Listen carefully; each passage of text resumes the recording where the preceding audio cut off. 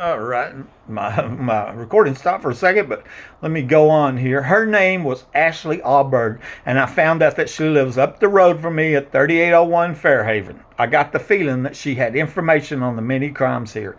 When I told her the story about the young girl who was murdered at the oil show party for refusing to prostitute, she looked away in sadness, which made me wonder if she was actually there when that happened. My understanding is a lot of people were there, according to Angie. And actually, according to the ex-wife and Angie, and because I was talking to Angie when she was at the parties. As I've told you in the past, I believe this happened in the underground facility that Rhonda Denman Rogers said was a half block from my home, along with several other people documented as saying it's here. Okay, and so there's another print screen, more proof. I've already sent you proof that I was shot from 2 inches above ground 2 weeks after reporting a suspected tunnel to the DEA, who didn't look, and ballistic evidence proves that I wasn't shot with my gun.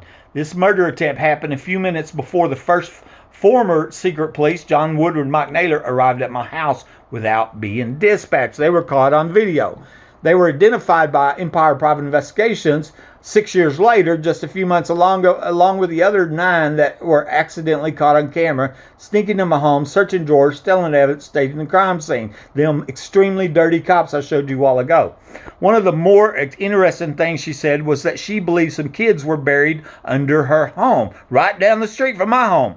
She then went on to say something about good people who would bring in people from out of the country. She used the term good people twice. I suspect this is the people who have rigged my home with hidden underground access and other homes in the area. It makes sense that the people that they brought in from other countries, human trafficking, are the ones that who sneak into my home, burglary of a habitation, set up burglar alarms, and tear up the HVAC ductwork when they steal heating and cooling from me. Theft of services. That is felonies by the thousands and doesn't include the capital attempted murder on my life. I remembered the 2 young people that the sheriff dug up outside of Midland who were from another country, and I suspected it was these good people, supposedly good people, people that call themselves good people that are breaking homes, murdering children, that murdered and buried them too. She also said that she had been a victim of human trafficking herself. Another thing I thought about was the stalker emails I was getting last year when that person wanted me to meet and pay them for what they felt like I was owed. They said this stalking started in the 80s when they saw me at Wallace's Frost Top in my hometown of Hobbs, New Mexico. It was the same person who said they were taught out of fake x-rays and was also a Kansas City Chiefs fan. That's important because my x-rays were faked. I found a Kansas City Chiefs cap under the cabinet from where I was shot, left by the people that covered that up. That's in a video called Dr. Stalker. Anyway, one of the fake email addresses used by the stalker was the good guys at gmx.com. Do you see the good guys? They're going around calling themselves good guys. They're breaking into homes, murdering people, using dirty cops who tamper with evidence, falsify police report, and have not an ounce of truth or honesty in them. No integrity whatsoever. With the name George Washington. That happened in September 2016. I have reason to believe the same stalker, the one I was telling you about with the emails, also created a fake Facebook ID using the name Michael Williams, whose picture and name matched a young man from Odessa, died on October 28, 2010. That was the last day of the 2010 oil show, and right around the time I was told about the young girl who was murdered at the party. I think there's a connection based on that. He was an oilfield compressor mechanic. Okay, I'll be glad to answer any of your questions, Chief of Blades. I can help you any way I can, Chief of Blades. Please, please don't block the people that are giving you evidence on murders. Dirty cop. Okay, I forwarded this to the then city council, mayor, painter, sheriff. I'll show you here. And this is the distribution list when I forwarded because Chief Police Seth Herman blocked my emails. Okay.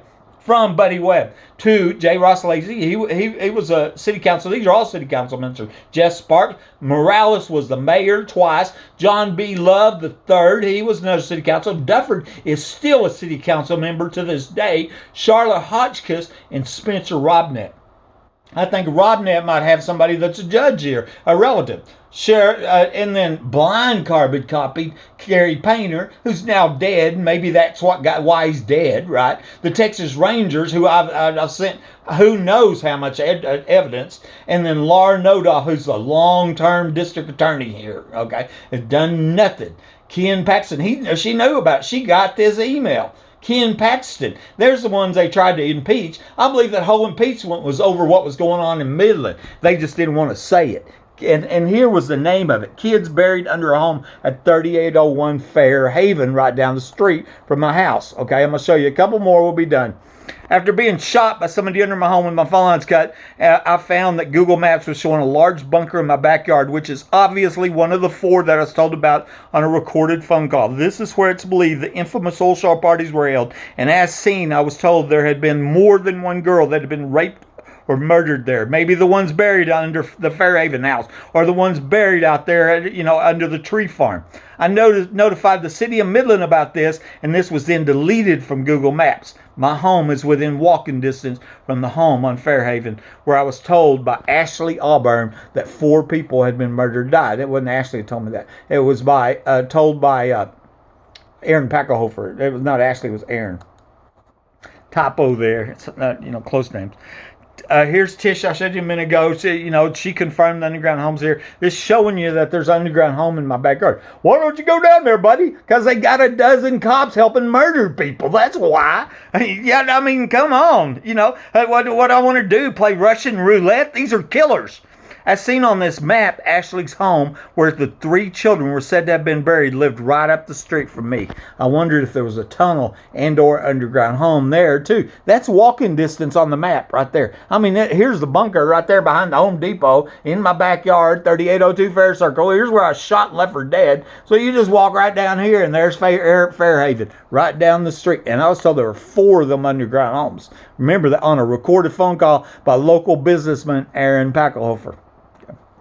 And in 2015, 2 teenagers from another country were found buried 25 foot deep outside of Midland by Sheriff Payne. Remember, she says, good people, other country. Remember, that's what Ashley told me. It was never said how they knew to dig, how the police knew to dig to find them. They dug 25 foot down to find them. Never said how they figured that out. And I wondered if they were connected with the children buried under the home at Fairhaven that Ashley told me about on a recorded phone call. Maybe they moved them because they've had plenty of time to cover evidence. Here's the 2 children that were missing and then found murdered and buried.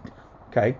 Nobody accidentally gets buried, just like nobody accidentally breaks into a private home, shoots a homeowner. Nobody accidentally buries themselves 25 foot deep. I was told the underground homes were at least 25 foot deep, and these kids were buried 25 foot deep. That's a deep hole. I'm going to show you a picture. I want to give you an idea. Why don't you get a shovel and dig that up? But I dig.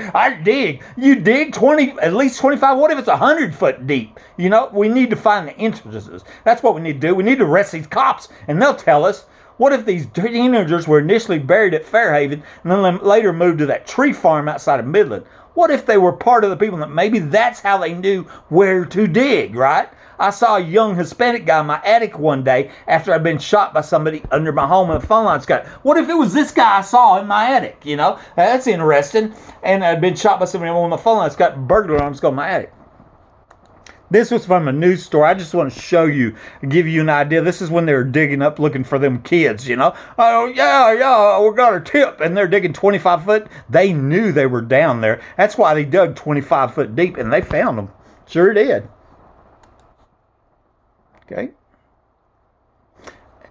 And here, finally, these are some of my top suspects for the murders of these children. They had been accidentally caught on camera in my home, stayed in the crime scene after I'd been shot by somebody under my home, and proof was later found that MPD officers Davis, Dickey, Chadwell, Angel, and Hale were under my home that night. That is how they can get away with raping and murdering children in underground homes that everybody knows is here. Okay, and these were the secret police that had to offer a $2,000 reward to get identified. It took 6 years.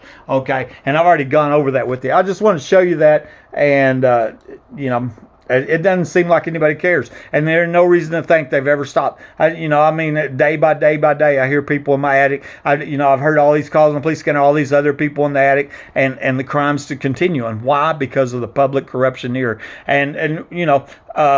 we got new mayor, we got new sheriff. It doesn't matter. Nothing seems to matter because proof and evidence don't matter. It don't matter how many children they murdered. Buddy Webb, Midland,